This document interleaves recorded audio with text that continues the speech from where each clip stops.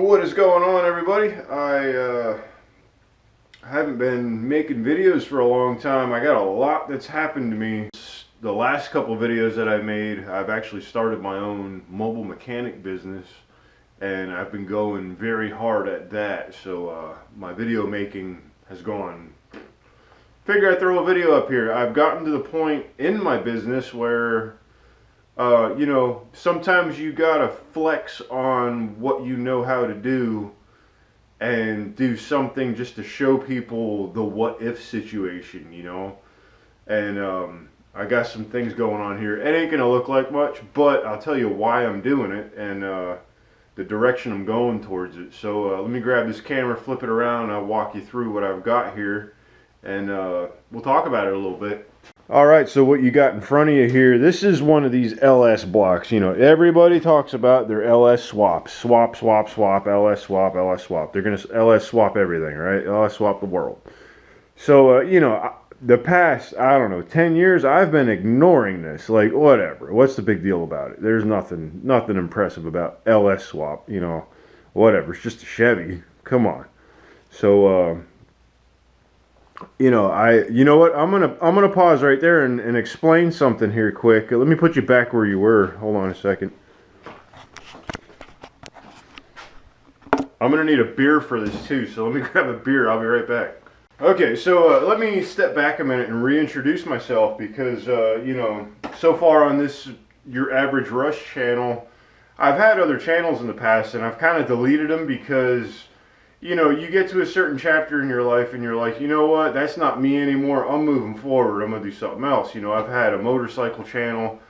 Nothing, you know, really exciting. In fact, it's still up. It's Two Wheel Death Machine. There's like, I don't know, probably no videos on there. I think I deleted all those too. But anyway, my older channels, I've deleted all the videos off of that. I don't know why I do that. You know, it's like you look back at what you've done in your life and you're not happy with it and you're like, I don't want these videos up, and then you just take them down. I kind of regret it now, looking back on it, because I couldn't, you know, sometimes you learn from things that you've done. But let me just kind of recap where I've been and how I got here. So when I got into the automotive trade, we're talking like 96, 97, 98, didn't really know a whole lot. I kind of went to trade school for it, but I wasn't, you know, a well-rounded mechanic. You know what I mean? I was just entry-level stuff. And I worked at a salvage yard. The salvage yard, I learned a lot of basic skills there. It was owned by a whole family that had the salvage yard, a mechanic shop, an auto body shop, and a used car lot. So what they would do, the salvage yard would buy the cars, and we'd buy a bunch of, like, back then it was like the Dodge Neon, like the first version. That was like the most popular car to get for 50 bucks a pop at these auctions, right? We'd buy a bunch of those. We would remove all the parts off of the ones that we didn't want to fix anymore and fix 2 or 3 that were not as beat up to fix, you know, and then we would sell them. That was kind of what I did for this junkyard. And every once in a while somebody would come in and want an alternator start or whatever. We go out there and take it off, you know. For the most part, all it was like a way to rebuild cars. So I learned a lot of skills there. And did that for a little while.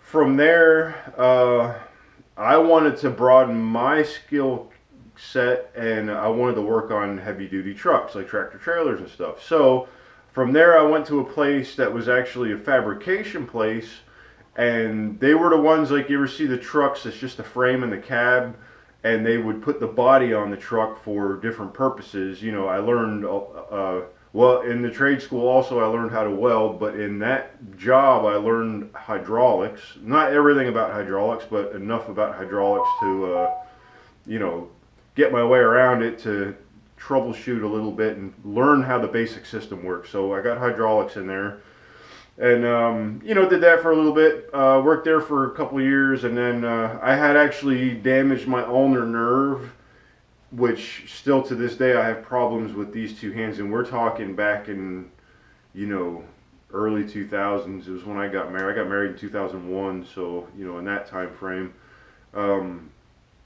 Still have problems with this ulnar nerve thing. These are my 3 strongest fingers, which, who really uses these 4 other fingers anyway? They're useless. These are just for picking the nose and stuff. But you know. Um, so I was out there swinging a hammer one day, and the hammer slipped because I didn't have a good grip, and it hit the side of the toolbox of this truck, and I was fired on the spot. I was a high-risk employee because I had an injury that went through workman's comp. That's how things work. So, you know, you can say whatever you want, but um, no attorney's really going to touch that. That's just how it is. So from there, I went to a small fleet. I worked for, I'll say his name because he's not in business anymore. It doesn't even matter. R.G. Reichenbach Trucking. He had a small fleet of like 12 to 14 trucks. He leased his trucks out to the United States Postal Service. They ran BMC, the bulk mail carrier trailers from the Lehigh Valley to like Philadelphia. This was up in Pennsylvania. So I dealt with government employees.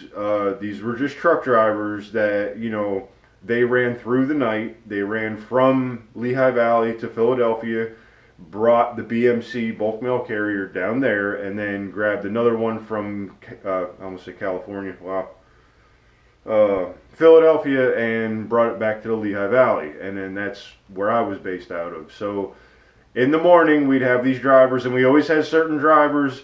They'd come and tell us, hey, these lights went out, blah, blah, blah. Something was always broken on these trucks. So that was my, you know, fleet mechanic experience at a very young age. I was, I don't know, my early 20s.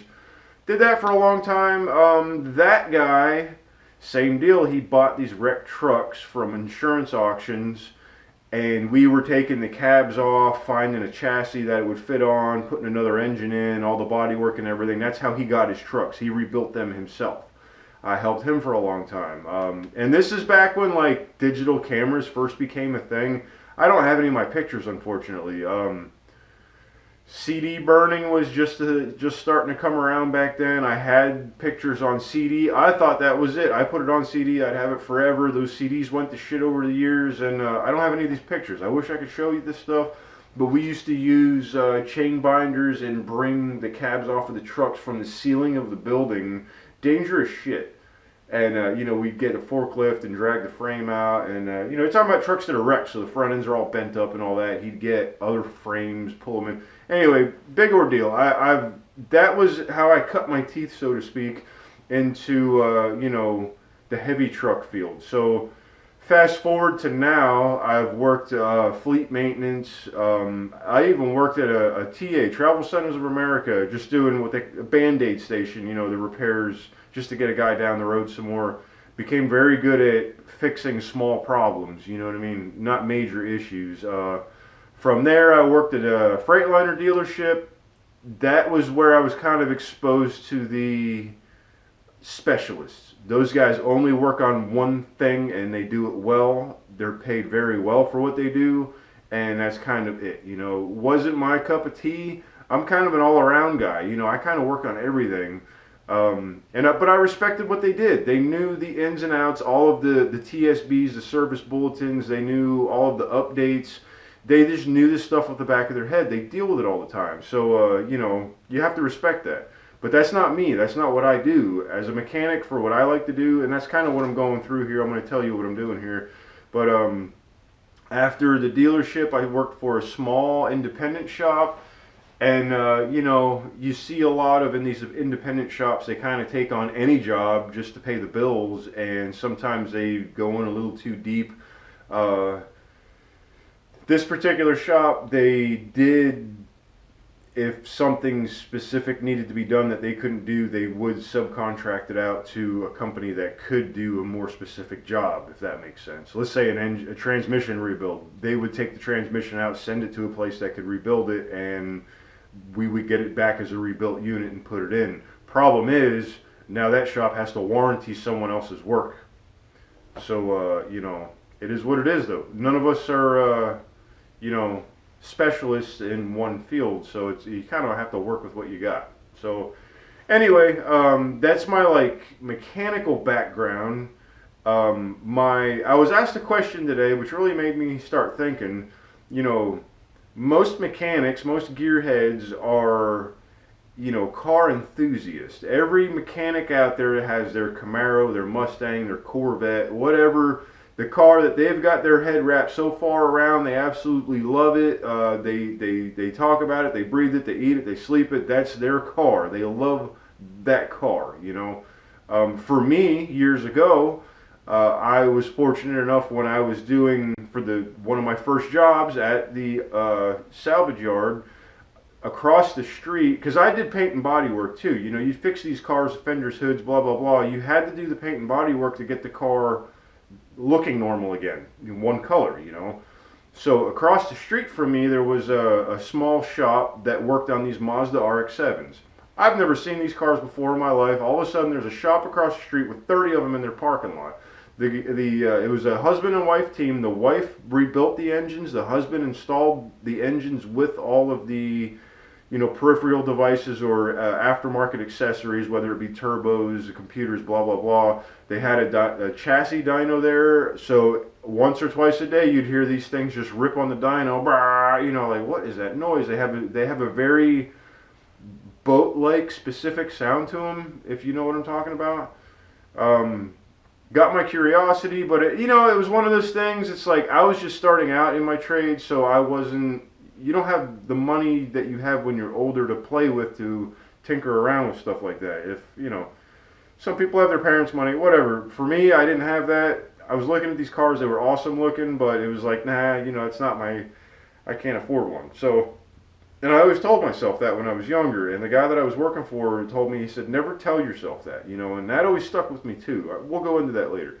Anyway, I went over there out of curiosity after my day was over, and I was working 10, 12-hour days back then, and got to, you know, meet and talk to Kim and Dave. It was KD Rotary. I think their name was Behringer, was their last name, Kim and Dave Behringer. Anyway, they started saying, hey, you know, we've got some stuff that we need painted that customers are bringing in, whether it's, it was roll cages, body parts, you know, the lip kits and all that, you know, can you paint it for us? I was like, yeah, sure. So I started doing all that. Anyway, started hanging out there after hours a lot and learning the ins and outs of these engines. And that was my thing. I started to learn to love these little rotary engines. And the characteristics of these little rotary engines, they have no torque to them until you add a turbocharger. Once you get the turbocharger, back then you added such a large turbocharger to where it was like a yo-yo effect. You know, you would rev these cars up to, you know, 4,000 or 5,000 RPM, then the boost would come online, and then it would just slingshot you into a lower Earth orbit, you know. But they had no torque down low, so like if you were at a stoplight and you wanted to go, man, you had to rev these things up, get them snorting, fire breathing, and then just drop the clutch and launch you, you know, into the intersection, you know. So you didn't have the torque, you know what I mean? That was what these cars lacked. So I spent a long time, 7, 10 years, messing with these cars, just tinkering with them, learning as much as I could about them.